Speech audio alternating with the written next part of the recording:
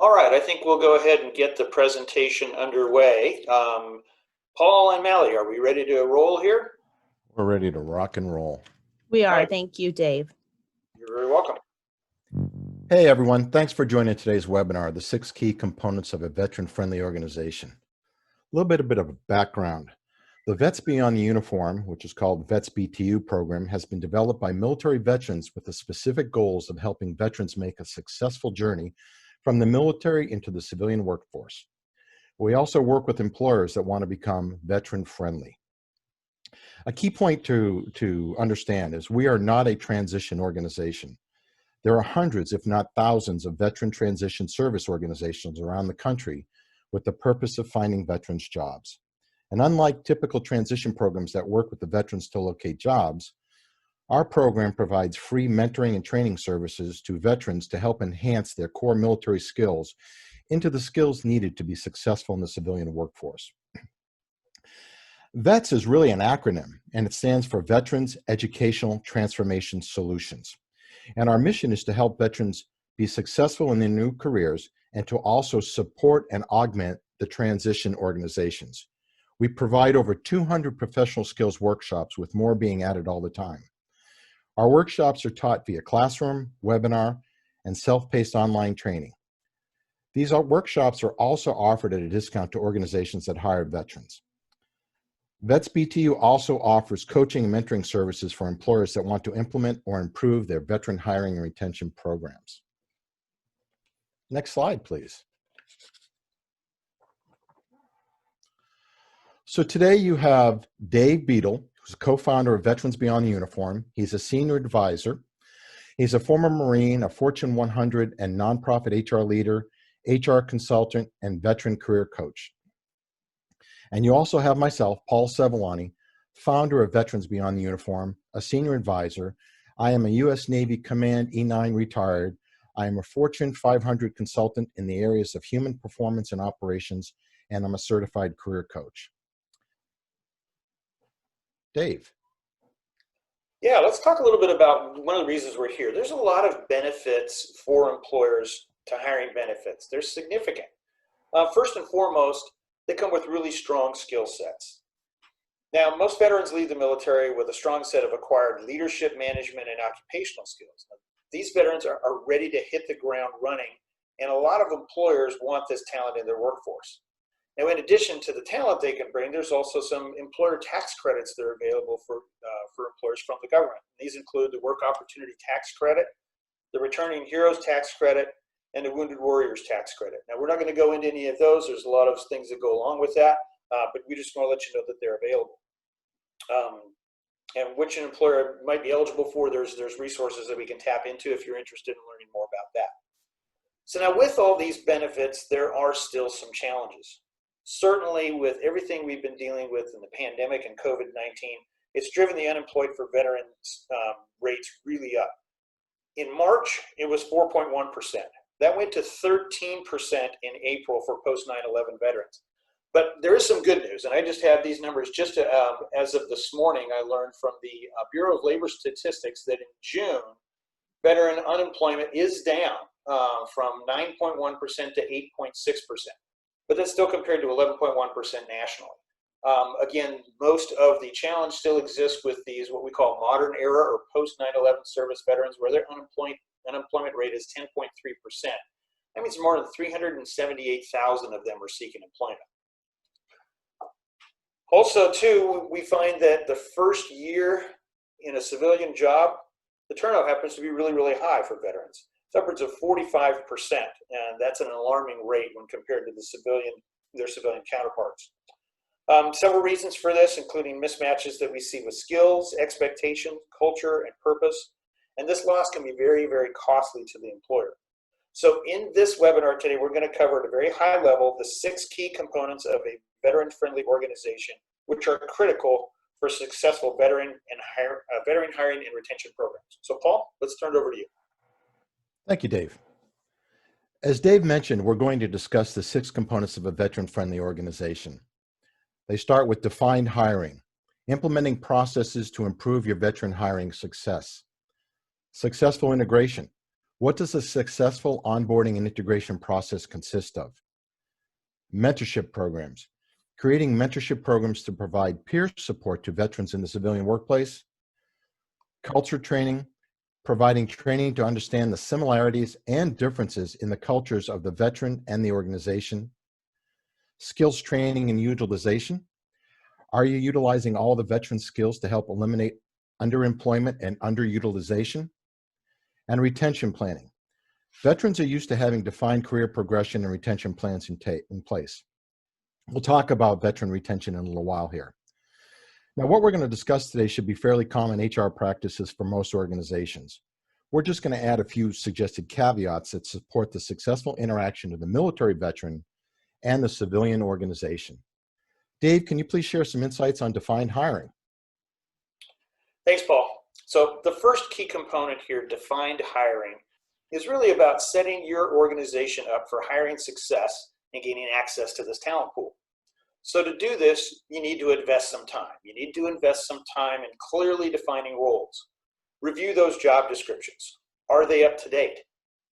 Are there requirements that unnecessarily filter veterans? For example, college degrees with no specified field of study that really are there just to kind of weed people out.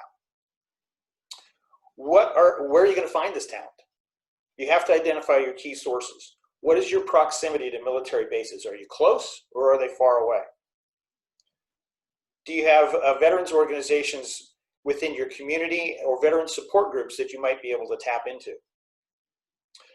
Enhance the recruiting awareness with recruiter training, focusing on cultural competencies. There needs to be an awareness of the protocols, communications, structures, chain of command within the military for your recruiters to understand some of the context of the questions they might be getting answers to from potential hires. The skills translation. You need to understand the skill set, both hard and soft, that the veteran can bring to your organization. And then you need to take the time to do a skills gap analysis and look for the transfer. Oftentimes these things aren't line of sight. They aren't direct. And there may be holes that you need to fill or that the veteran would need to fill in order to be the perfect match. But until you understand those, you're going to be kind of hitting in the dark. You might miss great opportunities for talent just because there's maybe one thing that may be a gap in what they bring to the table and what you need. In addition, these efforts pay additional dividends. It supports your diversity compliance and access to federal benefits. And certainly your operations are going to be improved through filling these roles with proven talent that you may have overlooked in the past. Now, once you've done this, the next thing you need to do is look at your integration process. Let's go to the next slide. So what does your organization's onboarding and integration program look like today? Now, in order to improve the integration process used to bring newly hired veterans on board, you start by defining and implementing a successful integration plan. You design the program using the following 4 steps. You start with assessments. What are you doing now? Again, this is something that you should be doing with your onboarding process right now, but you may not have a very structured onboarding process. So look at it. What does it do? What's working? What's not working? Do all the stakeholders have a role? This is not just an HR function, but you need to involve the supervisors, hiring managers, team members, and coworkers, as well as other support staff. They're all involved in making sure that the onboarding process is successful. You need to identify and map differences. A big one to look at is organizational structures. Military folks are used to hierarchical. If you've had a matrix structure, that's going to be something that's pretty foreign to them, and you're going to have to understand what those differences are. What is the level of pay transparency in your organization? Again, the military is accustomed to extreme pay transparency. They can go on right now, and you can do the same. You can go on and see what every single pay rate in the military gets paid. That's complete transparency with the pay. That may not be the case within your organization. So again, this is one of the things you need to, so that they understand where the differences are and what that means. What do you need to do to improve? This is part of your planning process. And then supporting and unifying the teams is really about setting the clear expectations. You need to set some milestones and touch points for this process. It's not just, the first 2 days of orientation and done. It should be something that goes on at least for the first 90 days and potentially even up to the first established performance review checkpoint that you have established within your organization. And then take advantage of the veterans you already have in your organization and utilize them as guides and mentors. In fact, mentorship is the next key component. So Paul, tell us a little bit more about that. Thank you, Dave. All successful organizations understand the importance of mentorship programs. For military veterans, mentorship can be a standard way of life. It's in place from basic training until they exit from the military. And some mentorship relationships exist long after the veteran departs the service. It's key to understand here that veterans are not just transitioning from one industry to another. They're typically transitioning from one ecosystem to an entirely different world. Veterans are also taught to be self-sufficient and fix problems on the job quickly and without oversight or asking. So having a mentor to act as a guide or a wayfinder is beneficial to helping the veteran to navigate any operational or cultural differences and remove any obstacles to their success. How do you develop and implement a successful mentorship training program? Well, one, you start with conducting a needs assessment for a mentoring program. Do they exist today, or are they an afterthought? How are they evaluated and supported? And is there veteran involvement? Next one is supporting mentoring of staff and recruiters. Is this supported by the organization? If so, at what levels? And again, is there veteran involvement in the mentoring of staff and recruiters? And then the third step here is to support mentoring of veteran hires. Are you having authentic conversations? Are you sharing experiences? Is there an articulation of challenges and solutions? Provide guidance. Provide avenues for additional mentoring. And then also provide insights for career success. These are all critical steps when creating a mentorship program, as well as some caveats from dealing a mentorship program or implementing a mentorship program for veterans. Dave, how does culture training come into play here? Well, culture training is critical to bridge the gaps between the military and civilian work cultures. You know, when you look at the numbers, it literally is 1% of the population who've served and 99% who have not. So the gap is real. Let me give you a quick example of this. So this was from a real world example, Fortune 100 company that I used to be employed by. And we hired veterans. Now this is a high-tech company. If you can kind of visualize in your mind, it's spread out over probably about 5 square miles and about 40 some odd buildings. And when I would share this story with veterans, I'd always kind of ask them to put themselves in the place of this individual and see how they'd react. So let's put yourself in the place of a newly hired veteran. You've been there about 2 weeks, and you've been invited to your first meeting, and it's at 10 o'clock in the morning. Now, when I tell veterans, I ask them, says, what time would you show up for that meeting? And virtually every single one of them would say at least 9:45, some considerably earlier. The reason being is they come from a culture where to arrive on time, i.e. 10 o'clock, would be considered being late. Now, this organization that we're referring to has a culture where it's the norm for people to show up at least 10 minutes late to every meeting. So you're not going to see folks wander in the door until probably 10 after 10. So again, put yourself in the shoes of this veteran, new hire. Probably spent extra time figuring out where the room was so we wouldn't get lost. Has been there for 15 minutes waiting for the top of the hour. People are walking in. Nobody's coming in the door. What's going to be going through your mind at that time? You're going to be wondering, okay, did I get the wrong building? Have I got the wrong time? Have I got the wrong day? You're checking your calendar. And then you go, okay, are people messing with me because I'm the new guy? You know, what's going on here? By the time people start sauntering in at 10 after 10, the mindset of this individual is probably not going to be real conducive to the other norm with this company, which is everything that gets brought up in meetings needs to be socialized and it needs to be collective. Whereas veterans typically are used to a much more direct, abrupt style of things. If they see an answer to a question, they bring it up, they say, this is it, this is the solution to the problem, and let's move on. They try that approach with this organization, they're going to be ostracized right from the get-go because they're going to be seen as not being a team player. So what you need to do to, when we talk about defining and understanding cultural, these are the areas that you need to look at. Change the cultural perspectives by looking at communications and work styles. This is one of the key things out of this story. Somebody just needed to communicate what these two norms were, and the person would have been fine. Okay, great. I don't need to show up 15 minutes early, and I probably should sit back and wait till the conversation goes before I interject my ideas about what we think should be a solution. Understanding the organizational hierarchies. Is it top down or is it matrix? We've already brought that up. Most civilians have no idea what the pay rates are or the rates that the military are so used to. What is the difference between an E5 and an O5? Well, all have 5 in there, so they must be pretty similar, and that couldn't be further than the truth. Career progression and performance feedback. The military has very well-defined, open, and transparent evaluation and feedback process. That may or may not be the case at your organization. So what you need to do is identify and map out these differences and have a plan for addressing them in your cultural training.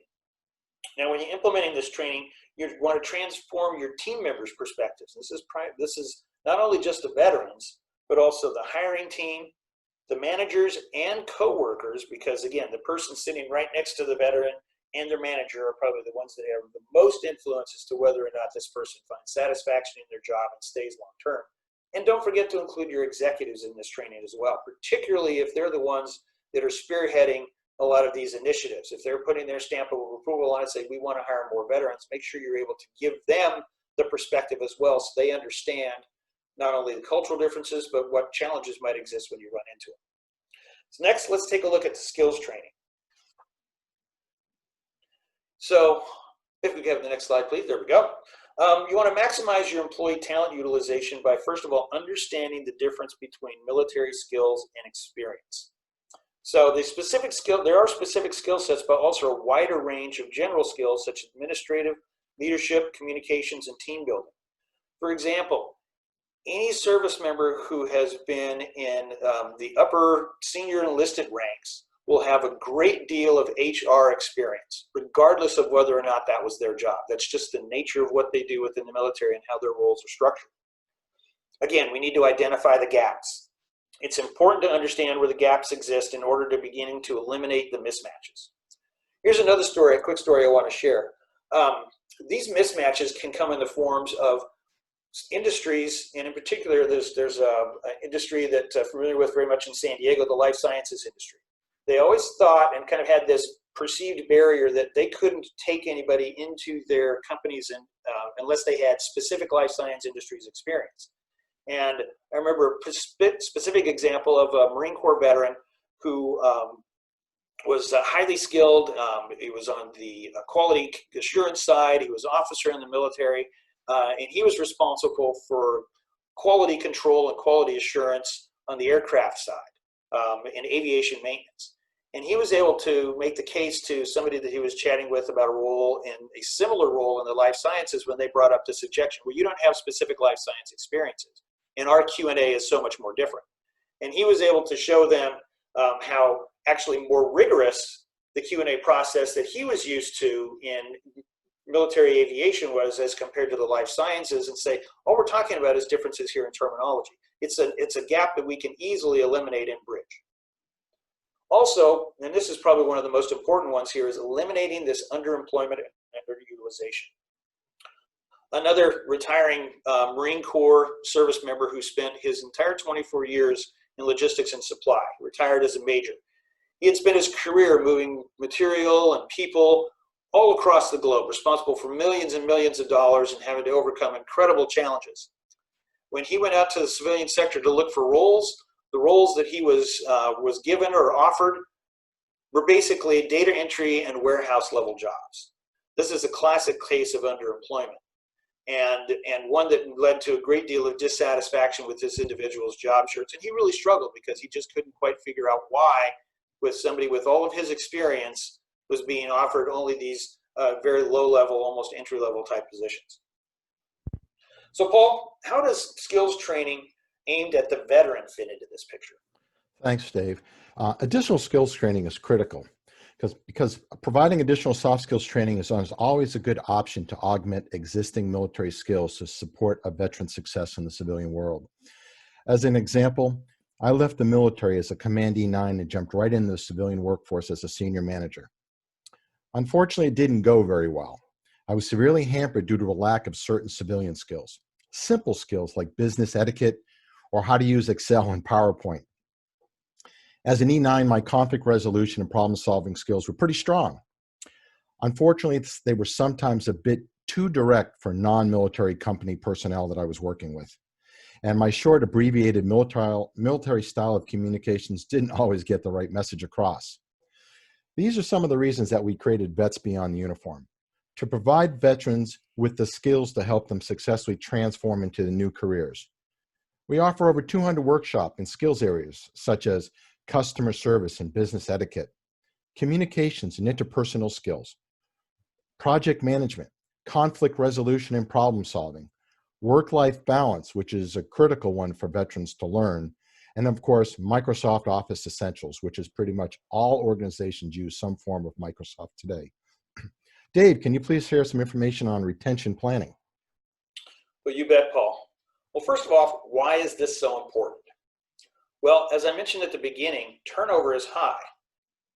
First year post-service, we see 45% of veterans leaving that first job, and that increases to 65% in 2 years.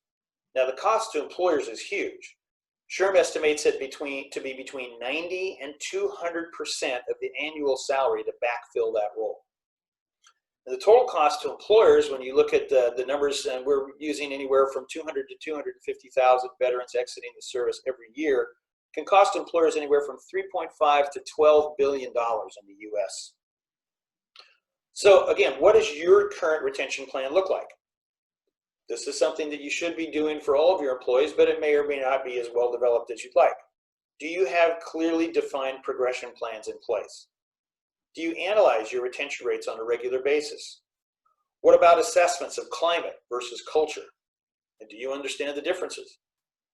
Do you monitor changes in morale? Now, if you're doing this, that's great. These are best practices for retaining any employee, not just veterans.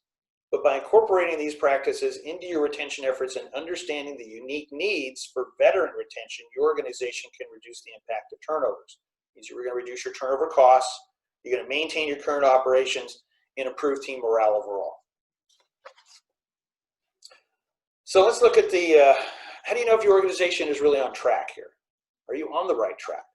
Well, we partnered with the Veterans Chamber of Commerce, and they've created this national network of veteran-friendly employers with 3 designation levels. First is veteran-friendly. This is the most commonly used term that people and organizations use to identify themselves. But we see this as, you see veterans as an untapped talent pool. You maybe started those hiring initiatives seeking veterans, and you connected to veteran communities in your local area where your employers are based. The next level, though, we look at is veteran ready. Now the focus is on veteran recruiting and attendance at veteran job fairs. You're doing some recruiter training with input from your veteran employees. You're matching those military hard skills to your job requirements. And you provide additional soft skills training, as Paul was just talking about. And finally, the gold standard is veteran focused. You recognize and bridge those cultural divides. You eliminate myths and misperceptions. Your focus is on onboarding and retention, and you're providing mentorship, feedback, and career development. Now, if you're interested in this designation to see where you're at, you can apply at the VCC website, and we'll be more than happy to provide that to you at the close of the webinar here, or just send us an email. We'll have the information on the last slide. Short application to complete, and then you'll be contacted to schedule an assessment, which would be based on the key components we've been talking about in this session today. So Paul, we got something else for our participants today? We do. Welcome to The Price is Right. Today, we've created a free quick reference guide that covers the activities and the 6 components that we talked about today. As Dave mentioned, it also provides information on how to obtain your veterans-friendly designation. If you'd like to get a copy, please send an email to us at training@vetsbeyondtheuniform.com, and we'll send it right out. Dave? Yeah, so I want to really just thank everybody for attending today. This is the 6 key components of a veteran-friendly organization.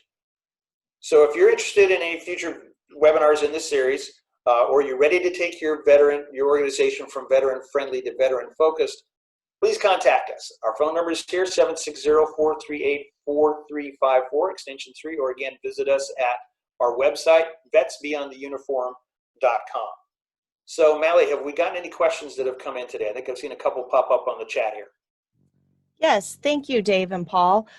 We do have a few questions that have come in today. So first off is, if a vet doesn't know our industry, how do we avoid underemployment for veterans? Yeah, that's one I see quite a bit. And again, I think it's this taking the time to look at what your skills requirements are and working to see where those gaps really exist. Oftentimes, I see it sometimes being willing to take the blinders off a little bit. And again, going back to my example of supply chain and logistics are similar across a vast array of industries. It's not going to be specific to the life sciences. It's not going to be specific to telecommunications. It's not going to be specific to the trucking industry. There's a lot of similarities. So you need to look for those similarities and see where the gaps might exist. Like I said, it can oftentimes just be terminology that needs to be just updated, and a very, very quick learning curve can happen. But oftentimes, too, there may be some very significant gaps. And what we try to teach employers to do is, if you're bringing somebody in who's doing something very, very different from what they did in the service, and that does happen, they may need to take a little bit of a step down from what they're used to. But the way you kind of eliminate this problem is then you recognize that, okay, this is what we're doing. You clearly communicate that to the person, to the veteran coming in, and says, look, we know we're bringing you down a little bit from what you're used to, but we've got an accelerated process in place to bring you up to speed on our industry and give you accelerated opportunities to move into roles then that would be more suitable for your overall experience. And that's been very, very successful. Worked with one gentleman who came out of the special operations community. He was a Navy SEAL medic, and he joined, again, a life sciences company, started out as a manager, and quickly, I think within a year and a half, had moved up through the organization and is currently a vice president in his area. And he was fortunate enough to get with a company who recognized what he had, knew that he just needed to get some time in the specific industry that they were in, and he was able to outperform and show the value that he could bring to the organization very quickly, and moved up very quickly to a position now where he's exceeding all expectations. Perfect. Thank you, Dave. Yes, there is. So next is, why is turnover so high with vets just out of the military? And does it ever improve? Yes, I'll take this one on again. What we find is there's really four main reasons for this. It's mismatches. It's a lot of what we talked about in the seminar. There's mismatches of skills, expectations, culture, and most importantly, purpose. When you do address these things, yes, we do see the turnover rates improve. As a matter of fact, there's a lot of data out there, and a lot of it comes through work that's done by Syracuse University, the Institute for Veterans and Military Families, that show that once these issues are addressed, that your veteran employees tend to be more loyal and outperform their civilian counterparts. Perfect. Thank you, Dave. And then there's another one here. Yes. Let me add just a little bit to what Dave just said. Oh, absolutely, Paul. What Dave said is spot on. The other thing is, if you look at the 6 steps that we talked about here today, a number of those actually address that. Part of it is integration, the mentorship, the culture training, and the skills utilization, and of course, retention planning. Putting those 6 steps in place will help. It's not going to retain all the veterans, because there is going to be that turnover. There's turnover in any organization or any industry, but it will help to reduce the veteran turnover. That's one of the key things about the 6 components of a veteran-friendly organization. Mally? Thank you, Paul. Okay, now the next question is, as a service provider, how can I become a member of the Veterans Chamber of Commerce?